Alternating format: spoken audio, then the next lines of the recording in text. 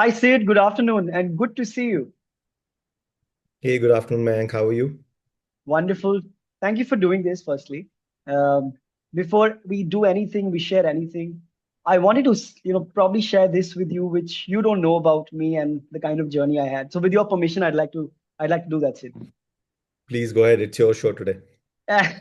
So, I was 23 when I moved from an insurance company to a startup.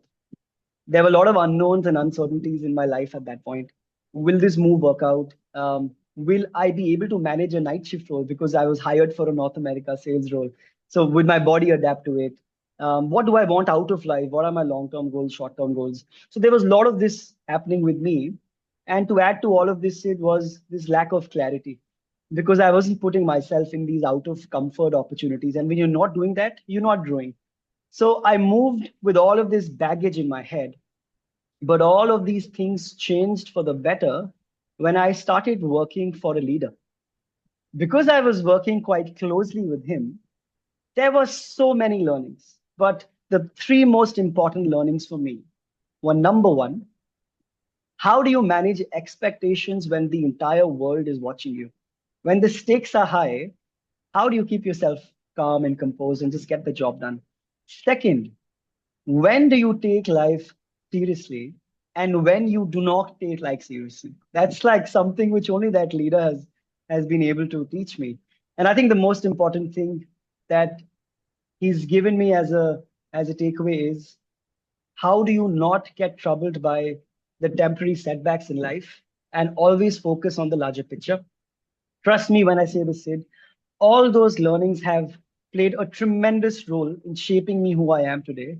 And it's an even bigger honor that I get to host that leader on my podcast today.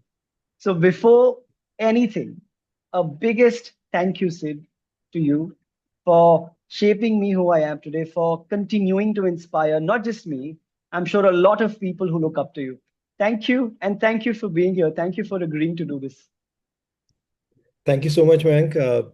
You know, Whenever I spoke to you, I remember our early morning sessions because, uh, I've always maintained that a lot of people, they want to achieve a lot of things in life and they want to spend time with the leadership. But you were one of the exceptions who used to trudge to office despite working till late in the night. uh, Come early because you knew that I come early Yeah, before everybody comes in, and then you would sneak into my cabin with a cup of coffee and say, "Sid, can I have a chat with you?" And I still remember, uh, you know, uh, many such conversations where you would, ask about how you need to shape your career, how you need to shape your life, and I'm glad that it's kind of worked for you. I can't take the credit for a stellar career that you've had till now. I was very happy with what you did at Mettl, and post that as well. I think you've shaped yourself as a great student of management. And I think all of us need to be grounded in that fact that we all are trying to keep learning this art of figuring out where the value lies and then making a customer pay for it. So I think absolutely. I think that's at the first principle, the anchor point of our careers. So great to be here. Moment I got that email, it was a skeptical email from your side, by the way. So I thought, let me prove him wrong by saying yes straight away. Absolutely. I haven't stopped But it's a smiling pleasure. since. It's a pleasure to be here. I hope our 40 minutes are great. I Yep. hope a lot of youngsters who are listening to you, I'm able to contribute to their success. And I'm glad to be here. Thank you so much for inviting me. Thank Yeah. you, Sid, and thank you for your kind words. I think I'll never forget the conversations I've had with you. You rightly said it very well. I purposely used to come at 8:30 in the morning because after 9, the madness used to begin, and then it was just, understandably difficult to get some time with you. And I know your morning ritual. You'll get a coffee, you'll want to reach up, read newspaper, and the moment you will start doing that, you will get a knock on your door because you know it'll be me, and then we'll spend some time like that. Till date, I didn't know that you knew I would come early to see you. I had no idea that you were also there. I used to come early because I know your car would come at 8:30. Your driver would step out and then I would have you. But no, it's such a pleasure. Um, a lot of people already know you. You don't need an introduction, but there are also first time listeners for this podcast here. So I'd love if you could give us a quick tour about your journey, about your life, and also tell us some things which the world still doesn't know about Siddhartha.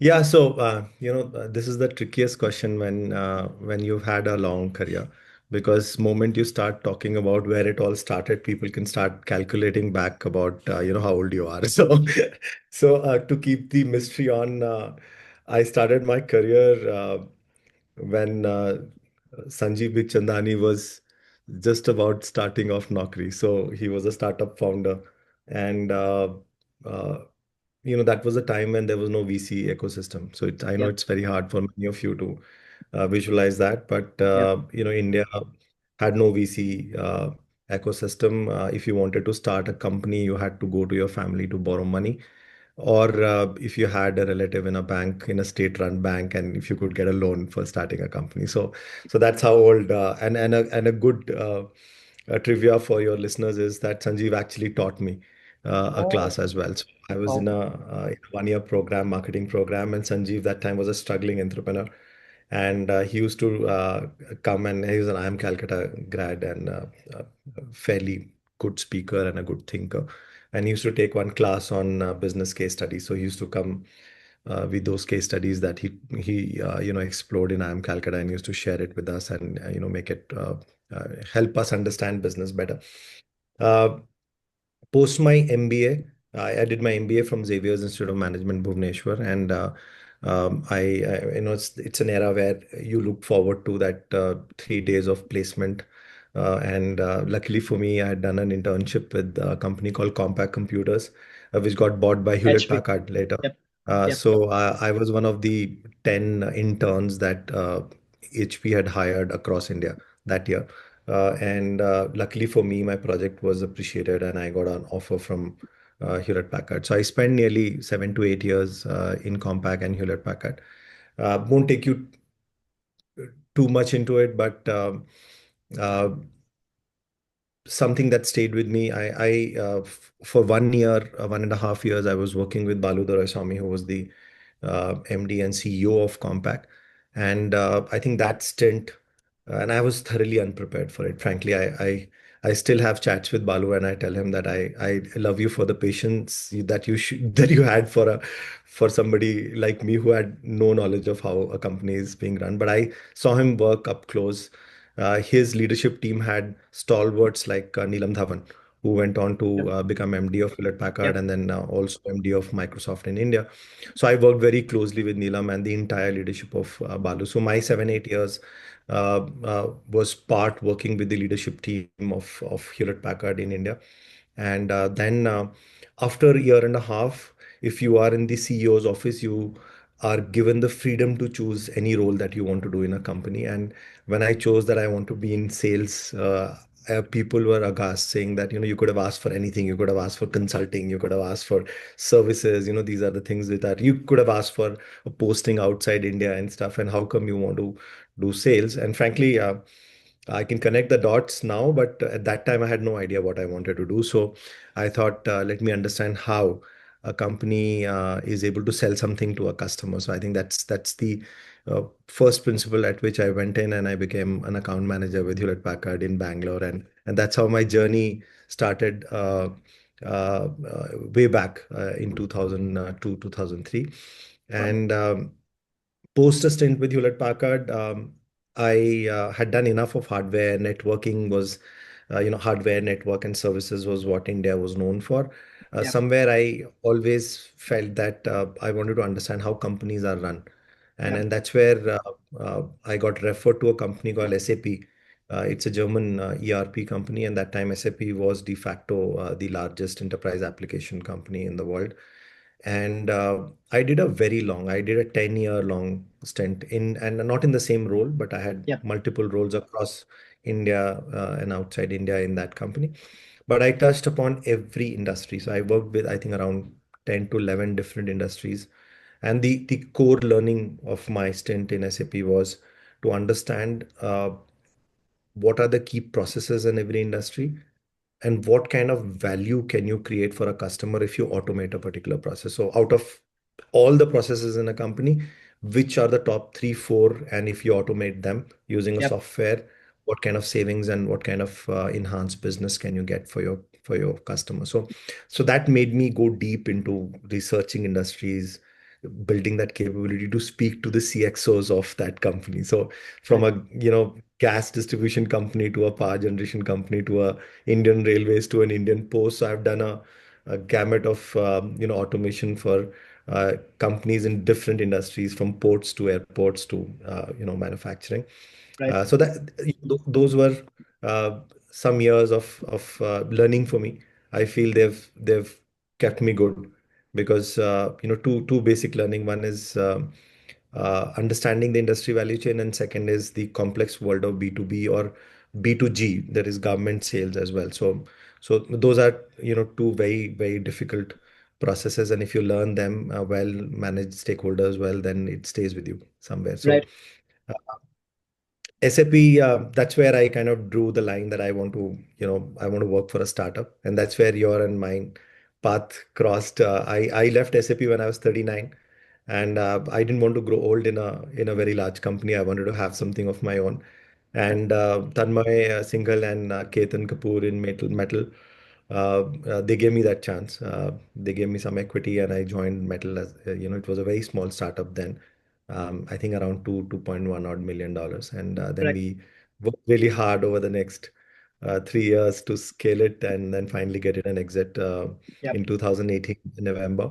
I'm sure you remember that period because me Yep. and you worked very closely during that time.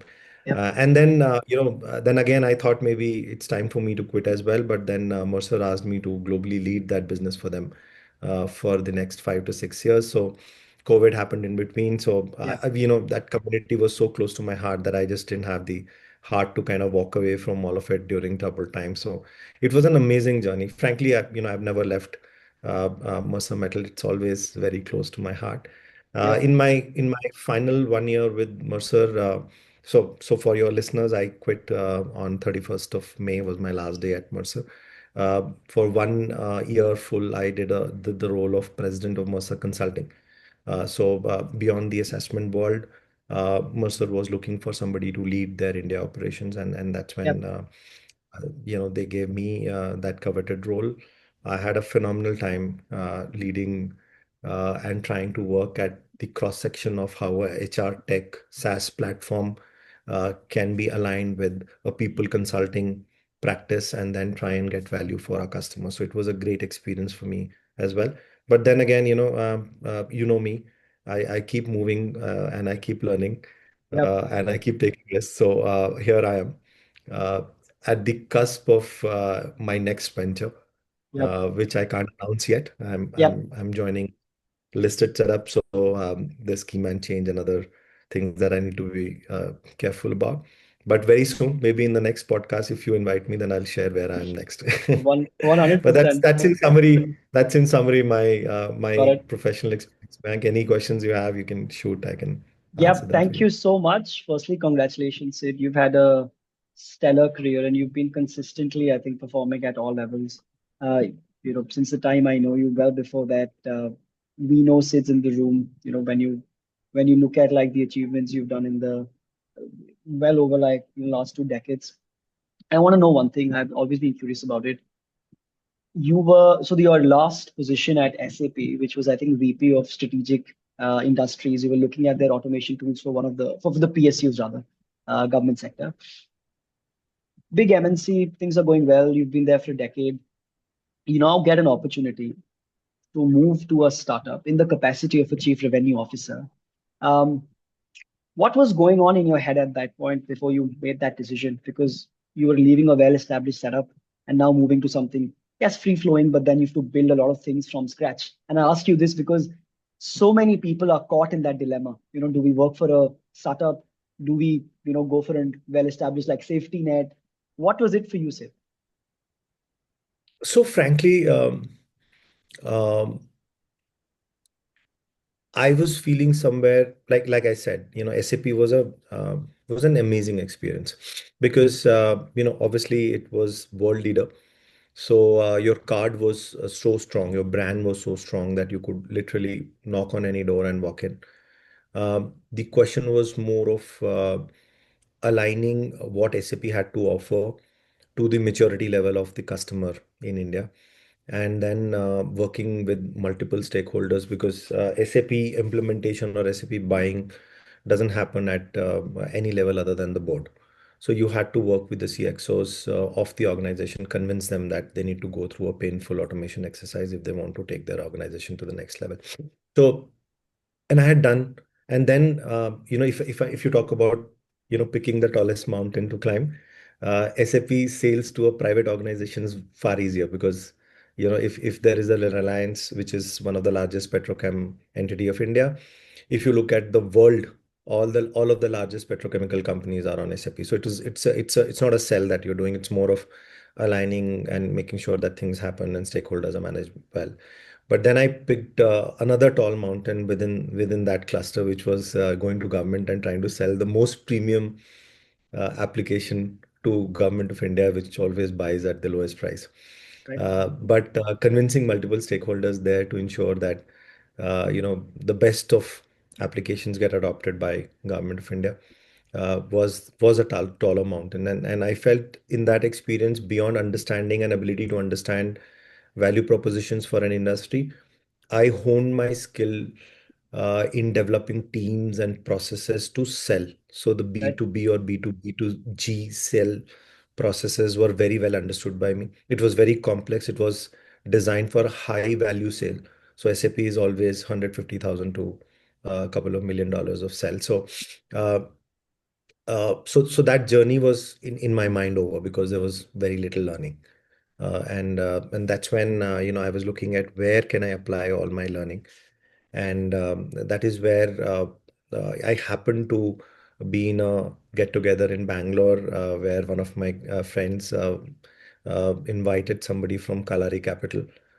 Somebody from Bloom Ventures was there as well, and over a drink, somebody told me that all you big company guys, you don't have the ability to take risk and pass on your learnings to the startup world, which desperately need you. We need people who can scale B2B setups, and that's where I kind of that first spark came, and I said, okay, if I can own something of my own, and Right. if I can help scale something, I would love to be part of that. And I think it was, and my kids were very young. I had 6, 7 years before my daughter would have finished school. So I kind of did my risk return calculation and realized that even if I take a jump, even if it doesn't work out over the next 2, 3 years, I can always get a job back in one of these larger companies. So that's how I kind of jumped, took over this role, and God's been kind. I think I couldn't have found better co-founders than Ketan and Tanmay. Not for anything else, but for the humility and the humbleness quotient that both of them have. If they Yeah. don't know something, they always put their hand up saying that, okay, great, you're talking sense. They don't counter you just for the sake of their ego. So I think that's something that was very, I was kind of blessed with that. Uh, the second thing was the board. Both Karthik and Sanjay from Bloom, as well as the Kalari Capital, representatives. Bala Srinivas was there in the board of Mettl. They were very, very supportive. They always looked up to people with experience, and they were ready to learn. So I think that way I somehow landed up in the right place, and we worked really hard. I think I've never worked so hard in my life. Those 3 years of scaling Mettl from some 2 million to nearly 10 million, and then working on the exit with Ketan and Tanmoy, and finally selling it to a multinational. It was a great experience. So uh, the biggest achievement of mine was, I think, two. One was, you cannot implement everything that a large multinational has Yep. in a small company. You cannot implement every complex automation or process that SAP has, which is a high value sale to a SaaS platform which sells, maybe $5,000 or $2,000 per sale, per average sale, correct? So we had to kind of filter out and remove a lot of things and declutter and implement systems which would work and help a SaaS platform scale. So I think that was a huge learning. Second was build a great team. Frankly, I realized the power of brand, and moment that the power of Hewlett Packard brand or an SAP brand went, Yeah. people were always, their first question was, what is this METTL and why Yeah. have you Yeah. missed out? or are you a toy company? Those kind of Yeah, questions yeah, used to come. Mettl, yeah, Where yeah, so it took us like 4 to 5 years to establish us as a brand. And today I'm very proud of the fact that you talk to any HR leader yeah, in India, absolutely. and I haven't come across anybody in the last few years who says, "Oh, I'm not aware of metal at all." So I think a brilliant team which believed in the vision, and we all worked together. And I think professionally and personally, all of us grew as one unit. So I think uh, it's all worked out well. But the even if the final results are not there, man, my report card is that I really loved those years of scaling a small company into becoming a mid-sized company and then finally getting an exit and seeing so many of my team members grow along with me professionally as well as their personal growth. So I Yeah. think it's been a very fulfilling journey, frankly, and I'm really glad that it all worked out for me as well as for a lot of people who kind of put their faith in me. Yeah, absolutely. I remember when we spoke for the first time, your vision was to build Metal as the Salesforce of HR tech, and the kind of journey we've been on after that. It, I've been privy to how we've done that. So everybody would look at, fine, they've done it. I've been looking at it firsthand how we did that journey from what like 2 mil, like you said, to almost 10 million. International sales pretty much began when I think I joined in 2017. I think like probably a year before that, there were the initial seeds being set. I mentioned to you in the start of the conversation about North America sales. For me, that was one of the hardest moments in my life, say, hand to heart, because it was the first time I was doing a US based sales and I was physically like doing it from an office in sector 44. I didn't have the leverage of having a lot of people around me because we were just starting, right? It started with like the first guy, second guy, then you had like a 24/7 support team way afterwards. But it was hard because my body was pretty much against, the usual clock. I used to say this back home as well to my mom and dad that, hey, I'm doing a long distance with you because I'm just looking at like seeing you probably on a weekends because I'm going at a time where you're not there. I'm coming where you're sleeping. That for me was a hard moment in life, but because of my support system, say, I not just survived in that period, but I also did quite well. Like professionally, we did a lot of sales in North America. We saw that journey from like a couple of logos to hundreds of logos.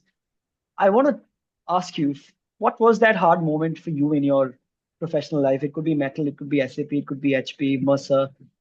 How did you deal with that particular moment, and what life lessons did you take out of it?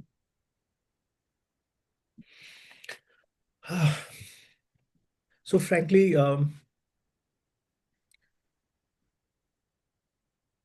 professional and personal life, Mayank, and I can speak from experiences. It's always a sine curve. You would find success and you would find failure, Yeah, despite doing everything right. And I don't want to sound like a cliche, but almost all successful sports coaches would tell you the same thing that it is the process that you follow. So you miss a quarter and then you come the next day and then you dust off and then you say, okay, what does my CRM look like? I'm giving you a sales example and I can give you a lot of CEO examples as well as of now because there are many things that you want to achieve and then sometimes they click and they do well, sometimes they don't, frankly.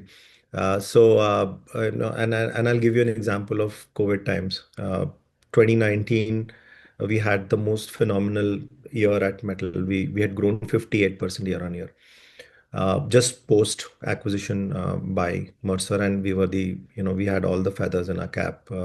We were the most successful acquisition by Marsh McLennan ever across the globe. And in Q1, as you know, remember, we used to have our annual business review over 3 days where every business used to present about what they want to do in the new year and stuff. And I remember clearly asking some of my leaders questions about why should we do education business? It's been stagnating, it's pulling the company down. I don't see it. I don't see the education ecosystem invest ever heavily in education, in technology and things like that. And you're going to pull the entire company down. So I was kind of challenging them that why shouldn't I shut this business down and move you guys to doing more international business and more business selling to corporates. And and that's when COVID happened. And our 75 to 80% of business was with corporates, and it suddenly shut down. So that year, uh, we stopped product development and platform development for all other customers, and we only focused on education. We trained the entire operations and the delivery team and the consulting team to start focusing on education. And we went from three salespeople in education to 55 people selling to the education sector. And that year, I stood up and said, okay, don't worry, we will figure something out. I had no idea how we would figure things out. But the confidence I had was in my team's ability to pivot and work really hard to ensure that the company comes up and does really well. And that's what happened. We in the first year during COVID, we grew about 28% year on year. Second year, when the world was still reeling under the impact of COVID, we again grew nearly 30% year on year. So the entire portfolio for education got created while we were all stuck in our houses, not able to speak to anybody.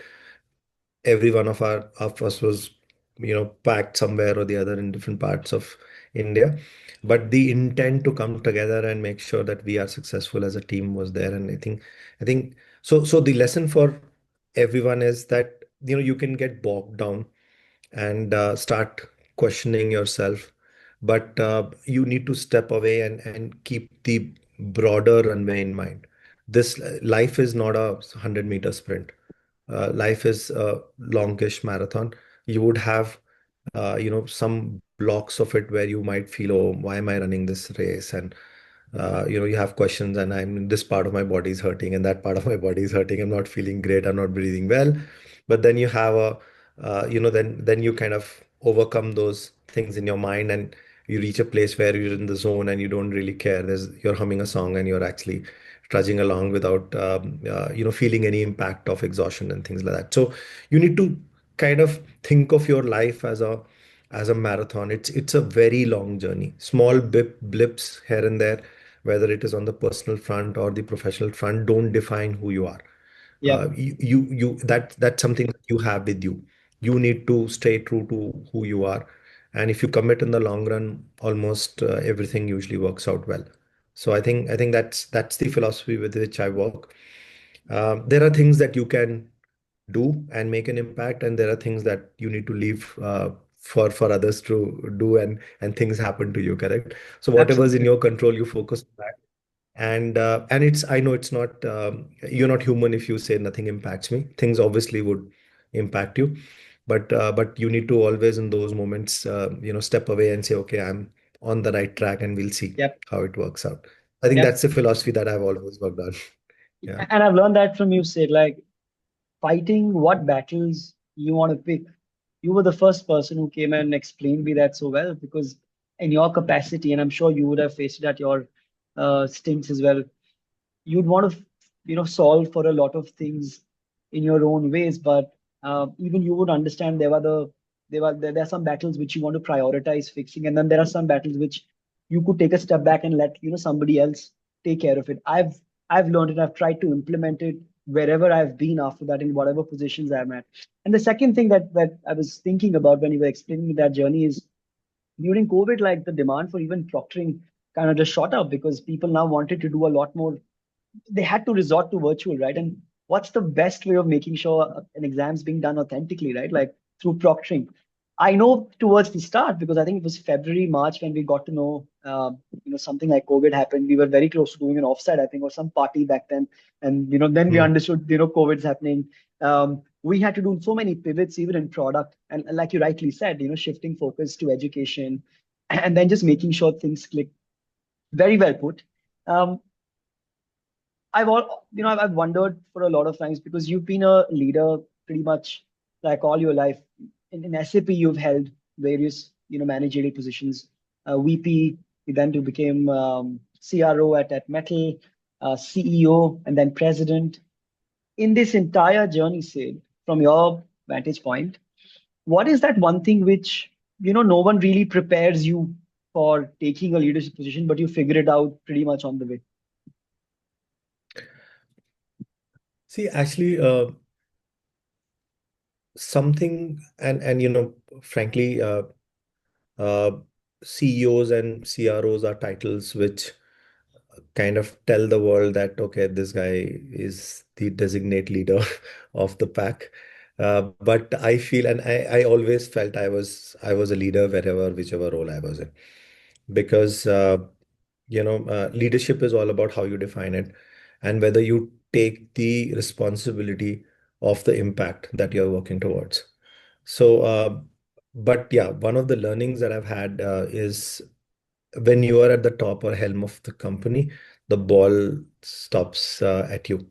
And so the final responsibility. See, whatever happened during COVID, some teams, we came together, some of the companies didn't. Yeah, But the responsibility at the end is the CEO's, because he's the one who's responsible for defining the vision, even if the path forward is not very clear.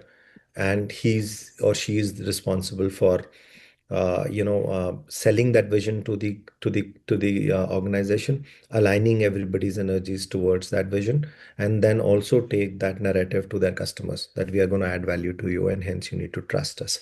So I don't think you realize the gravity of the kind of responsibility that comes on your head, that you only realize when you get into that role. And the second learning, Mayank, that I've had is, uh, and this is something that my father used to tell me, and I didn't know the gravity of his words then, is that you set the pace for the organization. So it's the leader. So I remember my father was commanding a base repair depot. So there are these tech hubs of Air Force.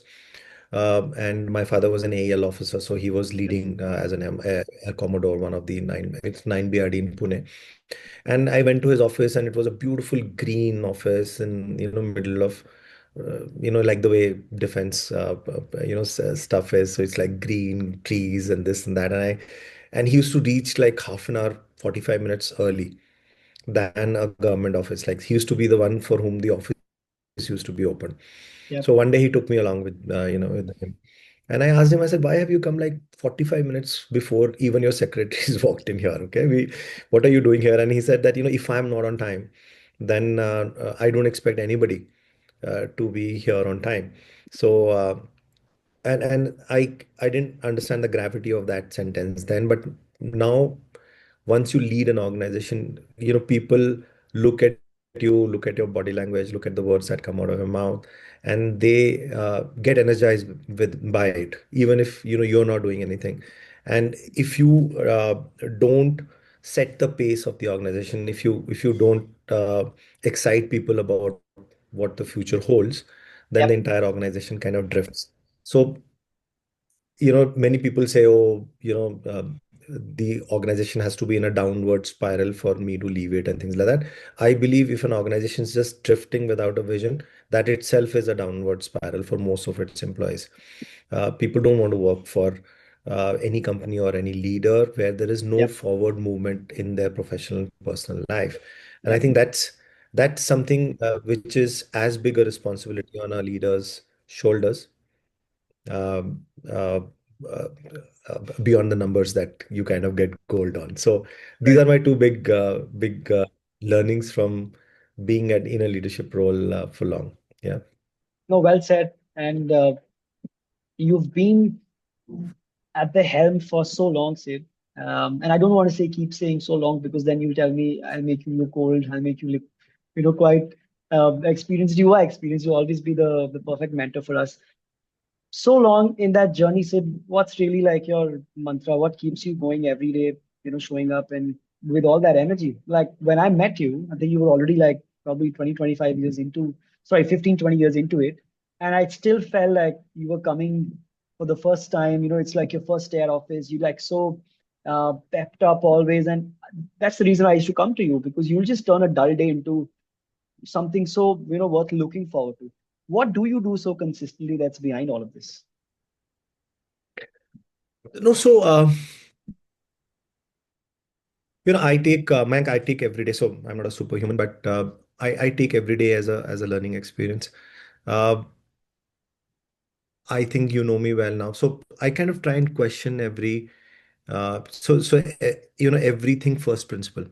So and I also kind of ask myself a contra question to my understanding of a particular problem today, and then I try and find how I can improve this than how I'm doing today. So I think these are three, four things that kind of keep me always pumped up about how we can improve further beyond where we stand today. And I think that's what's kept me going for so many years. Uh, when I was at some of these larger companies like SAP, SAP is already a multi-billion dollar company, but the challenge was how do you get Indian companies and Indian government to adopt world's best software to be run the best, Right. So that was the larger goal that you were working towards. When I came to Metal, it was a challenge that, okay, how can Sid, yes. So I think you were telling us a little bit about how behind every successful team there is an army of people that supports. I know for a fact during COVID, because it was such a hot time for all of us, for the world, in fact. Um, while we had to keep the show running, we had to keep the lights on. There was also things around us where we needed support, where we needed help. And I know how much of a support you were for all of us, like you, Anirban. Everyone used to make it a point just to check with everyone on phone and WhatsApp. Hey, are you doing fine? And that was like so. What 100 on empathy. What are your views on like people? Like are you a people first? I know this answer. I'm still asking you this. You so, emphasize a so lot I'll on tell you, people. Yeah. Mayank, like I was mentioning, uh, one is that you set the tone, you set the vision, and you set the goal for the team. But then a very big part of it is to kind of orchestrate and put ensure that everybody's kind of aligned to that one goal. Mostly, you'll see a lot of large companies, even smaller companies. Somebody sets a goal, and people are all over, not aligned. Yeah. They're Yeah. saying that they're aligned, but they're working against it. So, and that's where failures mostly happen.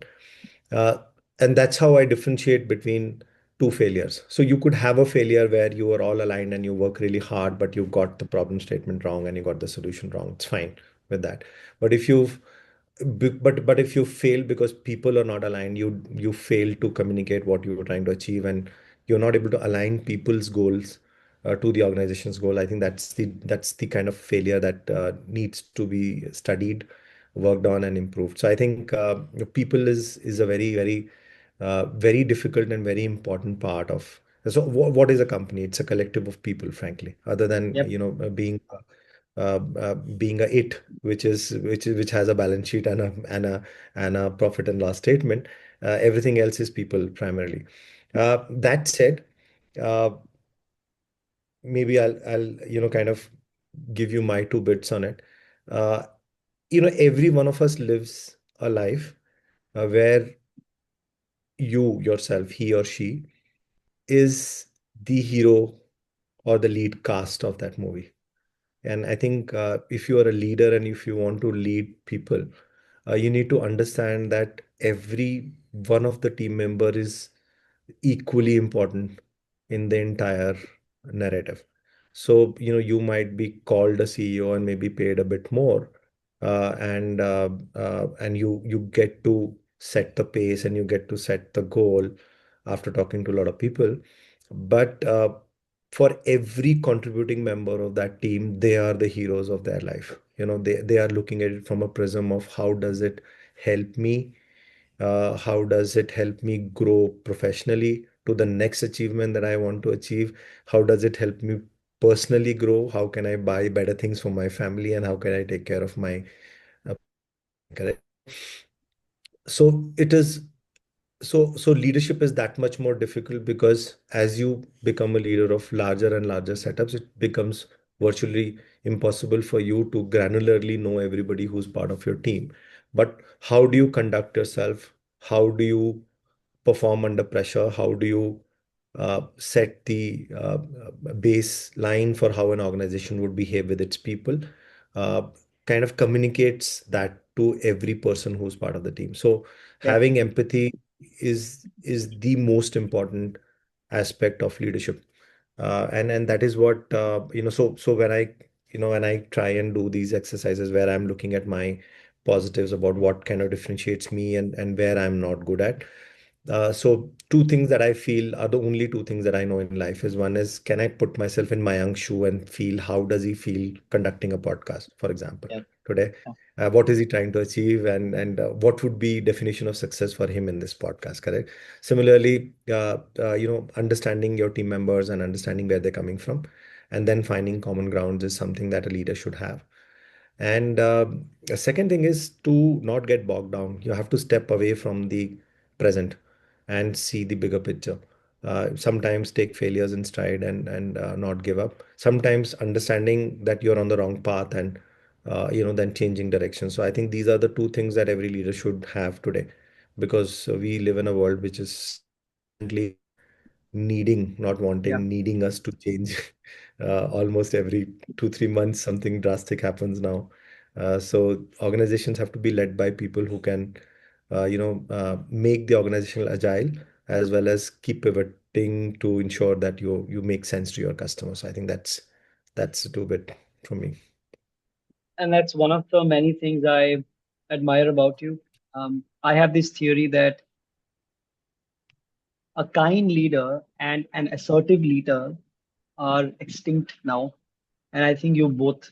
You're a kind leader and you're also very assertive when it comes to it, because I've seen you go to war in boardrooms when we had to, really had the loudest like voice in the room, and you were there. And remember, whenever I had like temporary things which were bothering me, you were always kind enough to uh, give me time, because on a lot of occasions, people just want someone to hear them. It's maybe not as much around the solution as it is much about like you lending out support. And I think that day I realized, so this is pretty early in my Mettl days when I got the opportunity to be with you. Um, that's the kind of leader I think I want to become. And I'm not saying this because I've worked with you. I'm also saying this on behalf of so many who have worked with you, and you've touched lives. But no, I really appreciate what you just said, and it's the perfect setting now for me to channelize my inner Karan Johar. I'd like to take inspiration from him when I want to do this rapid fire round.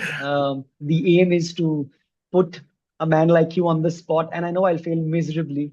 You are somebody who cannot be put under pressure, but I want to take the first, maybe the only shot a podcast allows me to. So here's the flow, Sid. I'll go What am I getting at the end? I hope to I'm getting a coffee at least at answer. the end of this. No, absolutely. So look, I would share questions with you. The idea is you got to answer as quickly as you can. And I want to take revenge of all those grilling reviews you've done with me now. I will now put you on the spot like that. But no, look, just share whatever comes first to your mind when you hear the following series of questions. Okay. Is that fair, Sid? Yeah, yeah, absolutely. Please go ahead. All right, good. Um, I know you like books, and you read quite a bit of them. What's the current book you're reading? So that's an easy one because you know that I keep writing reviews and stuff like that, correct? So currently I'm reading a book called Agentech by Pascal Bornet. Uh, uh, Slightly more expensive book, but I kind of invested in it because I was very keen to understand the next chapter of how artificial intelligence going to impact businesses. And I think it's a fabulous book. It's a book written by professors with practitioners together. Yeah, So it kind yeah, of it reads like a good syllabus for a agentic, artificial intelligence class.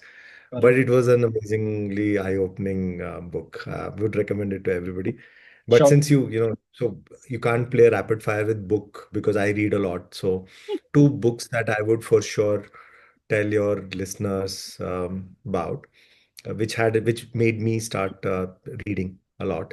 My first book a friend of mine had gifted me is it's by my name, Siddhartha, by Herman Hesse.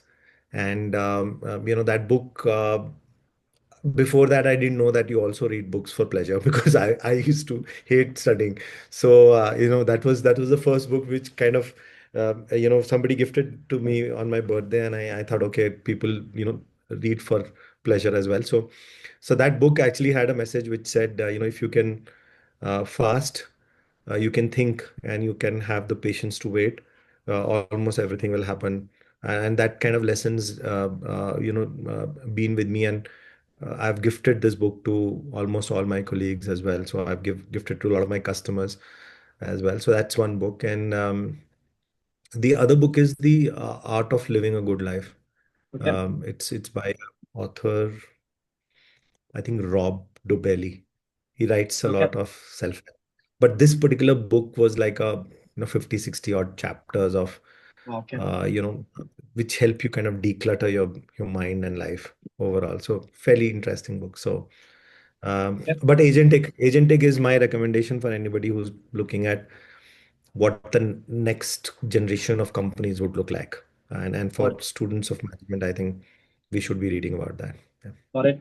Staying on books, if your life, the way it's panned out for you, if it was made on a book, what would the title be? Right. Thought through this book. Ah, so I consider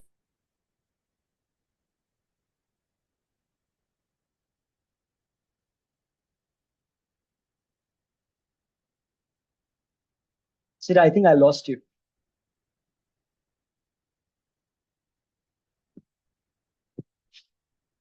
Sid, I think I lost you if you can hear me.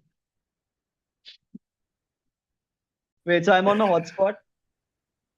All right, Sid, you were telling us about the book being made on your journey. so Mayank, I think, I'm too humble to say that a book should be written about me, but I'm a first principle thinker.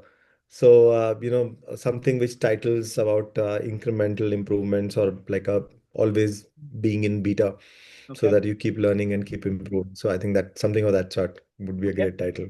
Noted. What does your ideal weekend look like, Sid? I'm a I don't know when I transitioned from a night person, night owl, as my mom used to call me, to somebody who's an early riser. But I was actually just looking back at my life, that I've actually really enjoyed the last two decades of getting up really early, and I many times see the sunrise out of the horizon. Right. So my mornings are all about doing something. So you know me. I used to run earlier. Then I started spinning a lot. Then these days I've gotten really interested in improving in golf. So I've already got my handicap down to around 13, 14, and I'm pushing towards a single digit handicap. So I read your article, usual Sid. mornings are at one of the golf courses. Yeah. Yeah, yeah, I read your article comparing golf with life lessons. Wonderful. You also gave me a lot of takeaways. All right. Um, your role model, Sid. So yeah, as a teenager, I used to fight a lot with my dad. But actually, as I grow older, I can actually see the world from his eyes, and can kind of reason why he was saying what he was saying. So I've learned a lot from my father. He was a fairly decorated Air Force officer.